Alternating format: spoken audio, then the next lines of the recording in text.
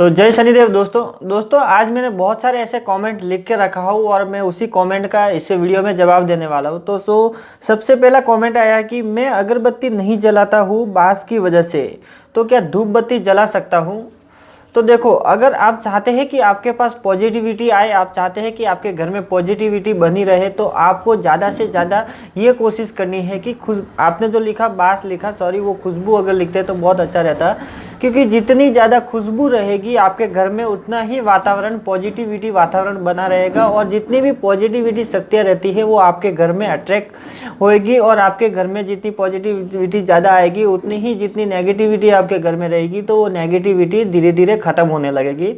तो आप अगरबत्ती लगाए या फिर धूप बत्ती लगाए, उसके अंदर खुशबू होना बहुत ही ज़रूरी है। जितनी ज़्यादा खुशबू होएगी जितना उतना ज़्यादा अच्छा है।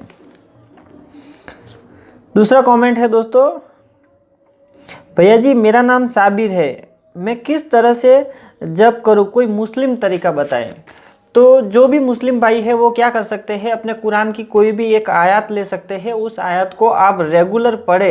यानी कि एक तो आप नियम बना ले कि आपको सुबह पढ़ना है, शाम को पढ़ना है, कि डेली में उतना पढ़ूंगा ही पढ़ूंगा, एक नियम बना ले। आप संकल्प नहीं लेंगे तो भी चलेगा, एक नियम बना ले कि आपको रोज़ का 1000 उनका श्लोक पढ़ना है, तो आप 1000 श्लोक रोज़ के पढ़िए और उसको 24 आवर्स पढ़ते रहिए। यानी कि जब आप 1 घंटा 2 घंटा अगर सुबह में या शाम को बैठते हैं तो वो जो आप कुरान की जो आयत पढ़ते हैं वो आपको याद हो जाती है, और फिर दिन भर उसको रटते रहिए, मन के अंदर पढ़ते रहिए। ऐसा करने से भी आपको बहुत सारा फायदा होगा, और ये आप धीरे धीरे जब इसकी प्रैक्टिस करेंगे तो फिर आप ध्यान, धारणा और समाधि इन तीनों के आसपास जल्दी से पहुंच जाएंगे। तीसरा कमेंट है कि थर्ड आई पे खिंचाव आता है 6 महीने से। तो थर्ड आई यानी कि यहाँ पे अगर खिंचाव आता है या फिर यहाँ पे अगर वाइब्रेशन होता है, तो क्या होता है कि आप जो भी ध्यान कर रहे हैं, यानी कि आप अगर यहाँ पे ध्यान लगाते हैं, यहाँ पे वो कैसे होता है मैं बताता हूँ। जब आप ध्यान में बैठते हैं, अगर आप मंत्र जाप और ध्यान दोनों एक साथ में करते हैं तो क्या होता है कि आपकी जो नाड़ी रहती है वो नाड़ी से ऊर्जा बहनी स्टार्ट हो जाती है, वो ऊर्जा पूरी यहाँ पे आती है। यानी कि आपके शरीर में जब ऊर्जा का प्रवाह यहाँ तक पहुँच जाता है तब आपकी यहाँ से थर्ड आई यानी कि फड़कने लगती है। किसी किसी को दर्द होता है, किसी किसी को वाइब्रेशन होती है, तो वो ध्यान और जाप की वजह से ही होता है।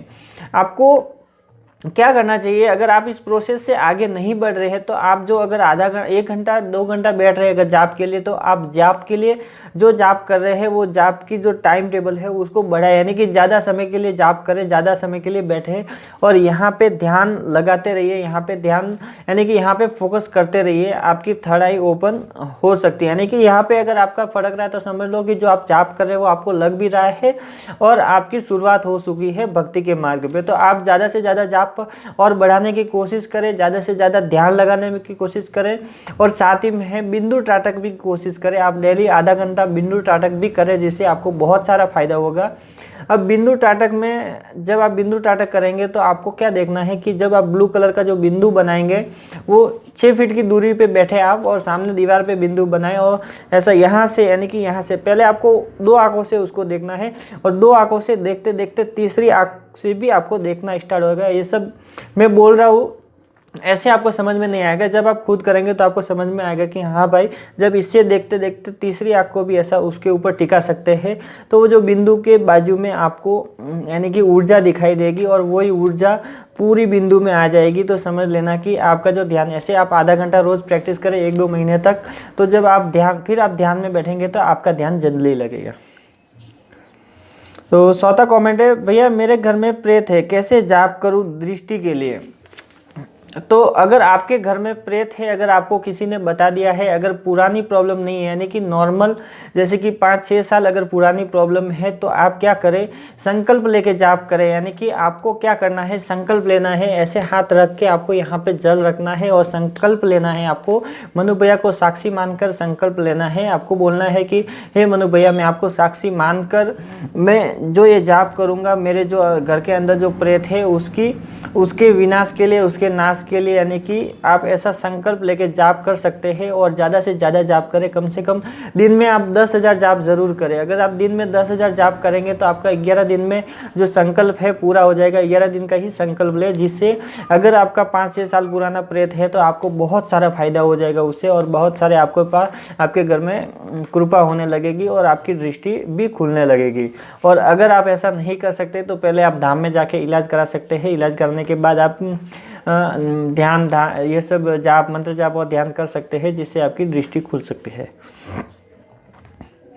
5वां कमेंट है दोस्तों, भाई मैं 1.25 लाख मंत्र का जाप सुबह और शाम कर सकता हूँ क्या?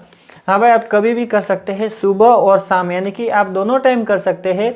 और लेकिन आप समय फिक्स रखें और संकल्प जो आपने लिया है, जैसे कि 11 दिन का अगर आपने संकल्प लिया है तो वो 11 दिन के अंदर ही पूरा करें। एक संकल्प को ना कभी आपको नहीं तोड़ना है। ये संकल्प ऐसा है जैसे कि आप अगर किसी से वादा करते हैं, अगर वो टूट जाता है तो वो सामने वाले का भरोसा आपसे हट जाता है और फिर दोबारा जब आप उसके पास जाते हैं और जब वादा करते हैं तो वो आपको कहता है कि अभी तुम्हारे वादे पे भरोसा नहीं है। मतलब ऐसी बात होती है। वैसे ही अगर आप संकल्प लेते हैं और उसको पूरा नहीं करते हैं तो क्या होता है कि जब आप दूसरी बार जब संकल्प लेके ये चीज़ करते हैं तो आपको बहुत सारी कठिनाइयाँ आती है, बहुत सारी प्रॉब्लम आती है और वो पूरा नहीं हो पाता है।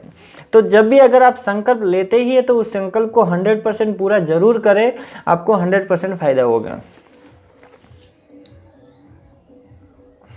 5वां कमेंट है कि दीपदान में संकल्प रोज लेना है या एक बार?